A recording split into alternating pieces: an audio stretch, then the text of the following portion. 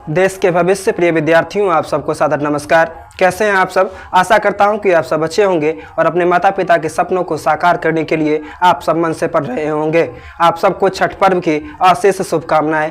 अब आप सब छठ पर्व मना लिए होंगे, छठ घाट से वापस आ भी गए होंगे और तब आप इस वीडियो को सुन रहे हैं तो सोचेंगे कि मैं क्यों शुभकामनाएं अभी दे रहा हूं, क्योंकि पर्व कोई एक दिन विशेष नहीं होता है, पर्व हर दिन होता है और हमें हर दिन ईश्वर से प्रार्थना करते हुए मेहनत जारी रखना चाहिए और जरूर हम भविष्य में शानदार सफलता प्राप्त करने के काबिल बनते हैं। आज स्वामी दयानंद पाठ से जो महत्वपूर्ण प्रश्न है, संस्कृत संकाय के जो अध्याय है स्वामी दयानंद, उससे जो हिंदी में प्रश्न पूछे जाते हैं उन प्रश्नों को मैं आपके बीच लेकर के आया हुआ हूं। इस पाठ से जो महत्वपूर्ण प्रथम प्रश्न है वह यह है कि आधुनिक भारत को स्वामी दयानंद का क्या योगदान है। तो लिखेंगे आधुनिक भारत को स्वामी दयानंद का विशेष योगदान है। स्वामी दयानंद ने क्या किया? तो स्वामी दयानंद ने समाज में फैले हुए कुरीतियों को क्या किया? तो समाज में फैले हुए कुरीतियों का उन्होंने अंत किया। समाज में फैले हुए वैसे विचारों को जो कि नीच प्रवृत्ति के थे, उन विचारों को उन्होंने खत्म करने का काम किया। तो इस प्रकार प्राचीन काल में उन्होंने क्या किया? जिस समय में उनका काल था उस समय में उन्होंने समाज में कुछ ऐसे कुरीतियों का अंत किया जो कुरीतियां समाज को एक सांप की तरह, कहीं ना कहीं सांप के दंश की तरह लोगों को निगल रही थी। तो उसी प्रकार उन्होंने स्वामी दयानंद ने क्या किया? अपने प्रयास से समाज में फैले हुए गलत विचारों को समाप्त करके सद्विचारों को समाज में संचार किया। और उन्होंने क्या किया? तो उन्होंने समाज में फैले हुए बाल विवाह, धर्म के नाम पर आडंबर आदि का अंत किया और समाज को इस प्रकार के गलत विचारों से पूर्णतः मुक्त किया। तो इस प्रकार हम कह सकते हैं कि आधुनिक समाज में जो कुछ कुरीतियों का अंत हो चुका है तो उसमें स्वामी दयानंद का विशेष योगदान है ना। अगला प्रश्न महत्वपूर्ण प्रश्न है, स्वामी दयानंद मूर्ति पूजा के विरोधी कैसे बने? तो अधिकांशतः कोई व्यक्ति किसी चीज का विरोधी कब बन जाता है? जब उसके साथ कोई न कोई घटना वाकया घटित हो जाती है। तो ठीक इसी प्रकार की एक घटना घटित होती है स्वामी दयानंद के साथ।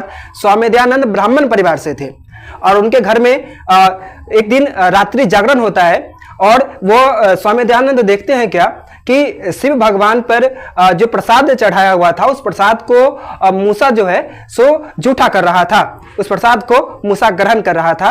तो इस प्रकार जब स्वामी दयानंद इस घटना को देखते हैं तो उनके मन में एक जिज्ञासा और उनके मन में एक विचार कहीं ना कहीं उत्पन्न होता है कि जो भगवान खुद अपने प्रसाद की रक्षा स्वयं नहीं कर सकता, वो हम इंसानों की रक्षा क्या करेगा।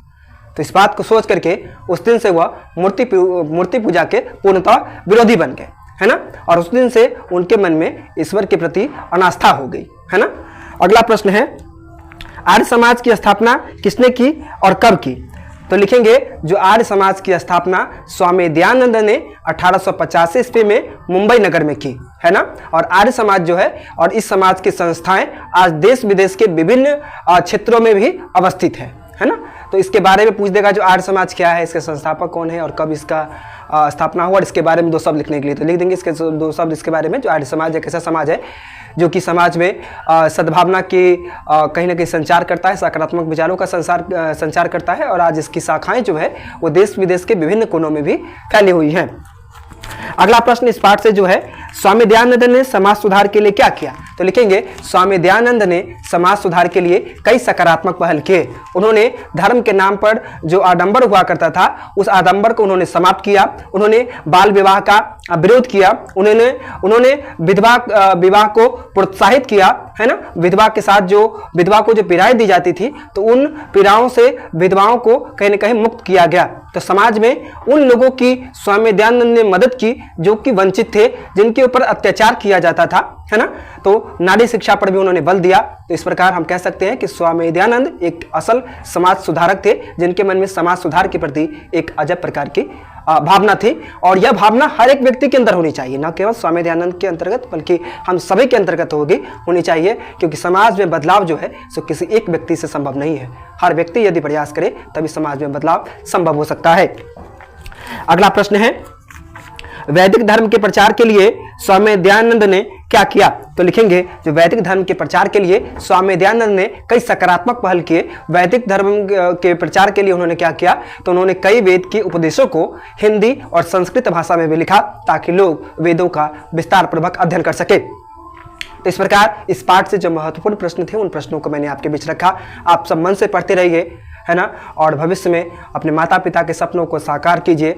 छठी मैया आप सब बच्चों के ऊपर अपनी कृपा दृष्टि बनाए रखे। मेरी दिली ख्वाहिश है कि जिस दिन यदि आप लोग सफल होंगे मुझे असली खुशी प्राप्त होगी और मुझे जो गौरव का एहसास होगा उसकी मैं व्याख्या जो है सो शब्दों में कर पाने में असमर्थ हूँ। आप सब बच्चे मेरे हृदय के अभिन्न अंग है। आप जो सोचे मेरे विषय में, आपके लिए मैं कुछ होऊंगा या फिर ना हो, मगर आप सब मेरे लिए विशेष हैं और आपके लिए मैं हर घड़ी ईश्वर से यही प्रार्थना करता हूँ कि हे प्रभु मेरे बच्चों का भविष्य उज्जवल कीजिएगा, मेरे बच्चों का भविष्य स्वर्णिम कीजिएगा। धन्यवाद।